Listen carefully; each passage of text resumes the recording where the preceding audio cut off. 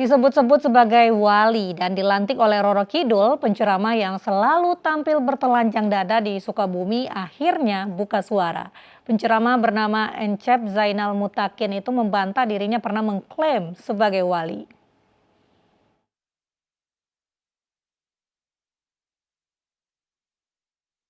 Sempat dihebohkan dengan kabar keberadaan seorang ustadz yang kerap telanjang dada saat berdakwah.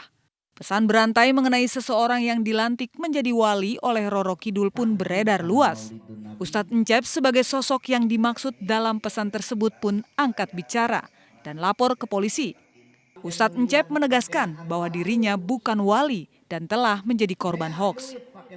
Saya atas nama Encep Zainal Mutakin, 4 tanggal lahir Sukabumi 04.01.1988. Dengan ini saya menyatakan bahwa saya tidak pernah menyatakan diri sebagai wali atau mengajarkan ajaran-ajaran sesat yang tidak sesuai dengan syariat Islam. Adapun berita yang telah tersebar, berita itu adalah hoax yang tidak benar. Demikian pernyataan klarifikasi ini. Kini kasus yang menimpa Encep tengah dalam penyelidikan Polres Sukabumi. Penyebar hoaks dan pesan berantai yang menyebut Encep sebagai wali diburu polisi. Sementara itu polisi menyatakan bahwa Ustadz Encep tidak pernah menyatakan dirinya sebagai wali Tuhan. Penceramah Ustadz Dasat Latif meminta masyarakat berhati-hati dalam menerima dan meneruskan informasi yang diterima di media sosial. Ustadz Encep ini adalah seorang pemuka agama. Dan dia juga sudah bertahun-tahun memimpin pondok pesantren di sana. Bahwa yang menyatakan bahwa bersangkutan mengaku wali itu adalah hoax, tidak benar.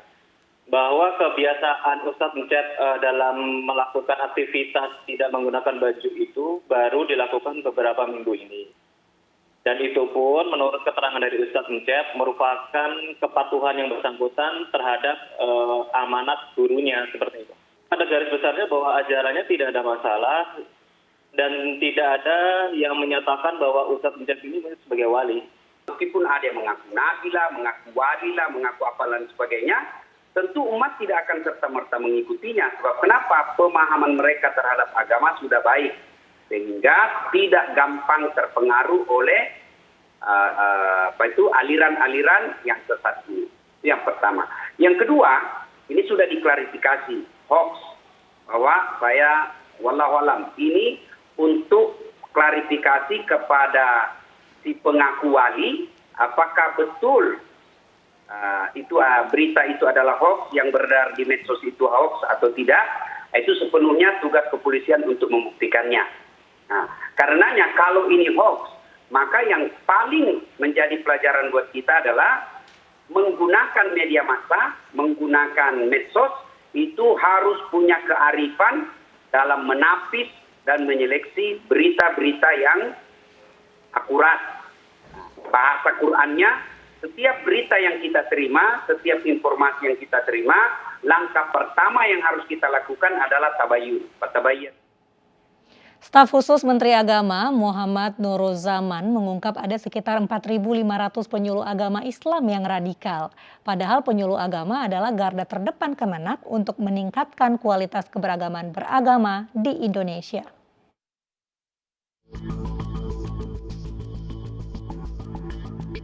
Diduga ada 4.500 penyuluh agama Islam Kementerian Agama yang terpapar radikalisme yang tersebar di sejumlah wilayah.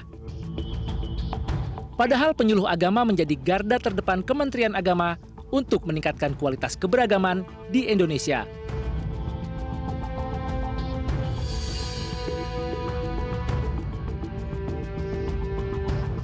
Namun menurut staf khusus Menteri Agama Muhammad Nuruzaman atau yang biasa disapa Gus Nuruzaman, ribuan penyuluh agama saat ini sedang dilakukan pemetaan radikalisme.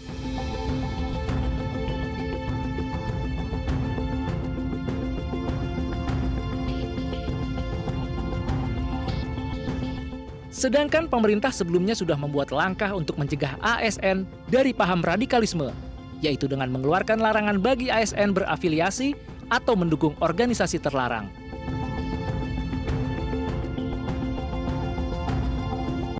Kementerian Agama memastikan pemetaan penyuluh dimaksudkan sebagai pembekalan agar mampu mengatasi konflik horizontal. Sementara MUI menilai isu radikalisme tidak boleh dijadikan alasan untuk memetakan penyuluh di Kementerian Agama. Ini bukan soal apa, tetapi lebih pada treatment ya. Apa yang harus dilakukan Kementerian Agama terhadap penyuluh? Peningkatan kemampuan keagamaannya, peningkatan wawasan kebangsaannya, kompetensinya, juga peningkatan skill ya, karena mereka menghadapi langsung masyarakat, tentu ditingkatkan secara komunikasinya, ditambahi pengetahuannya agar mereka bisa langsung bersentuhan. Saya melihat situasinya normal saja, nggak ada masalah, ya, nggak ada gejolak, nggak ada indikator yang menunjukkan ke arah radikalisme seperti yang disampaikan oleh tim peneliti di Kementerian Agama ya.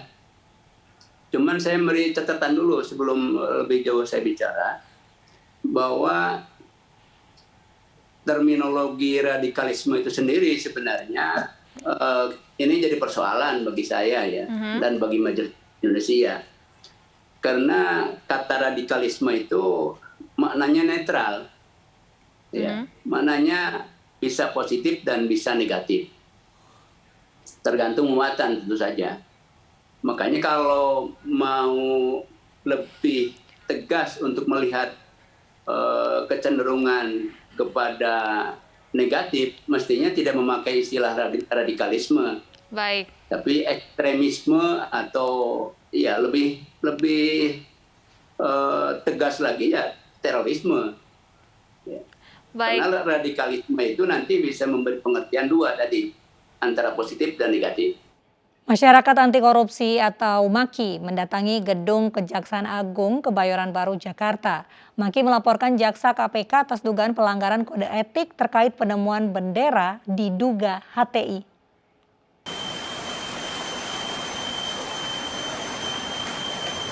Dengan membawa sejumlah dokumen sebagai barang bukti laporan, masyarakat anti korupsi atau MAKI sore tadi mendatangi gedung Jamwas Kejaksaan Agung. MAKI yang dipimpin Bonyamin datang sekitar pukul 4 sore dan keluar sekitar pukul 5.30.